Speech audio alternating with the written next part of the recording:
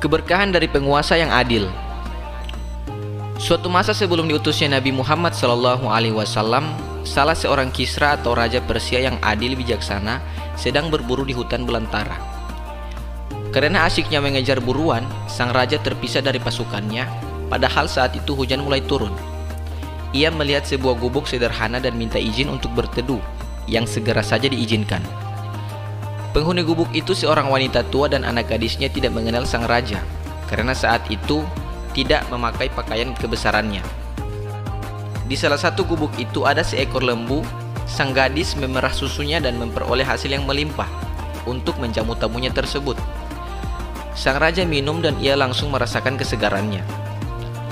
Melihat keadaan itu, terbesit dalam hati sang raja untuk menerapkan aturan pemungutan pajak bagi pemilik lembu tersebut. Hal itu akan menjadi sumber pemasukan yang sangat lumayan bagi kerajaan. Ketika malam menjelang, sang gadis akan memerah susu lembu tersebut seperti biasanya. Tetapi ia tidak mendapatkan setetes pun. Maka ia berseru, "Wahai ibu, sepertinya raja mempunyai niat jahat terhadap rakyatnya." Ibunya berkata, "Mengapa engkau berkata seperti itu?" Sang gadis berkata, "Karena lembu ini tidak mengeluarkan susunya walau hanya setetes." Sang ibu pun berkata, "Sabarlah, ini masih malam. Nanti menjelang subuh, cobalah lagi untuk memerahnya." Sang raja yang tengah beristirahat di atas tumpukan jerami itu dengan jelas mendengar pembicaraan ibu dan anak tersebut. Ia berkata pada dirinya sendiri, "Begitu besarkah pengaruhnya dari apa yang aku putuskan?" Ia berkutat dengan pikirannya sendiri dan akhirnya membatalkan keinginannya untuk menarik pajak bagi pemilik lembu tersebut, yang kehidupan mereka umumnya sangat sederhana. Menjelang subuh, sang gadis mencoba memerah susu lembunya dan ia memperoleh hasil yang melimpah seperti sebelumnya. Maka ia berseru, "Wahai ibu, rupanya niat jahat sang raja telah hilang. Lembu ini telah mengeluarkan susunya lagi."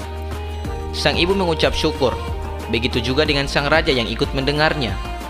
Ketika hari telah terang, sang raja berpamitan dan mengucapkan terima kasih. Tetapi tetap tidak membuka jati dirinya. Tidak lama berselang, datang serombongan pasukan yang membawa ibu dan anak penghuni gubuk sederhana itu ke kota kerajaan. Mereka diperlakukan dengan hormat dan penuh penghargaan.